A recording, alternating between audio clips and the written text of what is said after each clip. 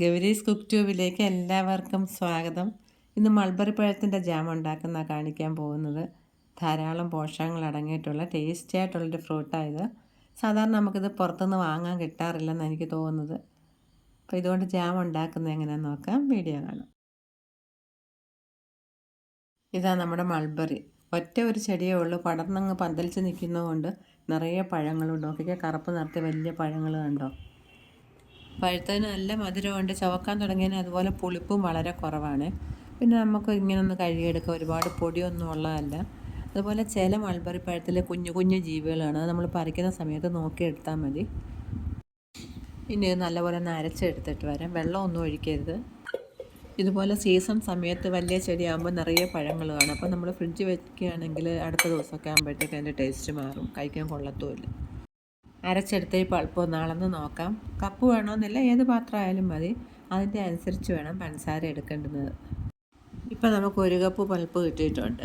ഇനി ഇതങ്ങ് വടിച്ചൊഴിച്ച ശേഷം ഇതേ കപ്പിൽ തന്നെ ഏകദേശം 3/4 കപ്പോളം പഞ്ചസാര എടുക്കണം. അപ്പോൾ നല്ല മധുരം ഉണ്ടാവും. 1 കപ്പ് പഞ്ചസാരയൊക്കെ ചേർക്കുമ്പോൾ ഭയങ്കര മധുരമായി പോവും.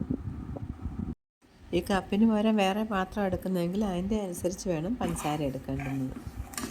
പഞ്ചസാര നല്ലപോലെ ഉരുകി ചേർന്നിട്ടുണ്ട്. ഇനി ഫ്ലെയിം കുറച്ച് മീഡിയം ഫ്ലെയിം ആക്കി വയ്ക്കണം. ഇനി നല്ലൊരു ചെറുനാരങ്ങയുടെ ജ്യൂസും കൂടെ ഇതിലേക്ക് ചേർക്കാം. ലെമൺ ജ്യൂസ് ചേർക്കുമ്പോൾ നല്ലൊരു ഫ്ലേവർ കിട്ടും, ക്രിസ്റ്റലൈസേഷൻ ആകാതിരിക്കുകയും ചെയ്യും.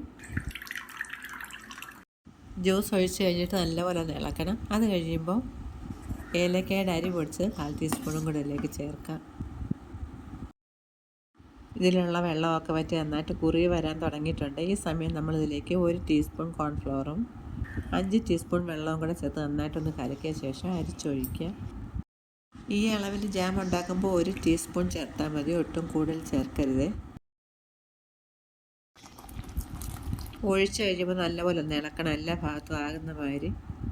അത് കഴിഞ്ഞ് 1-2 തിള വരുമ്പോൾ ഫ്ലെയിം ഓഫ് ചെയ്യാം. ഒരുപാട് കുറുകുന്നവരെ വെച്ചുകൊണ്ടിരിക്കേണ്ട, തണുത്ത് കഴിയുമ്പോൾ അത് കുറുകിക്കോളും. അതുപോലെ കോൺഫ്ലവർ ചേർക്കുമ്പോൾ നല്ലൊരു ഗ്ലേസിങ് കിട്ടുകയും ചെയ്യും. ഈ പാകത്തിന് വേണം ഓഫ് ചെയ്യേണ്ടുന്നത്. തണുത്ത് കഴിയുമ്പോൾ നന്നായിട്ട് കുറുകിക്കോളും. ഇപ്പോഴും ഓഫ് ചെയ്തിട്ടുണ്ട്. ഇതിൻ്റെ ആവിയൊക്കെ അടങ്ങിയ ശേഷം വേണം ഒരുവിധം അടച്ചു വയ്ക്കാൻ. ഫുള്ളായിട്ട് അടച്ചു വയ്ക്കരുത്, ഒന്നും വീഴാത്ത പോലെ. അപ്പോൾ നമ്മളിത് വെച്ചിട്ട് 5-6 മണിക്കൂറായിട്ടുണ്ട്. നന്നായിട്ട് കുറുകിയിട്ടുണ്ട്. നോക്കി,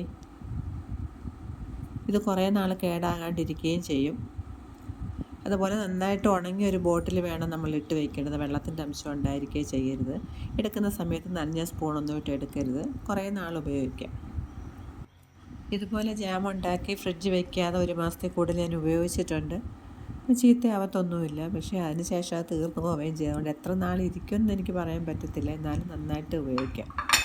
ലെമൺ ജ്യൂസ് ചേർത്ത് കഴിഞ്ഞപ്പോൾ 1/4 ടീസ്പൂൺ ഉപ്പുപൊടിയും കൂടെ ചേർത്തിട്ടുണ്ടായിരുന്നു. ആ വീഡിയോ കിട്ടിയിട്ടില്ല, സോറി. മറ്റൊരു വീഡിയോയുമായി വീണ്ടും കാണാം. എല്ലാവർക്കും നന്ദി, നമസ്കാരം.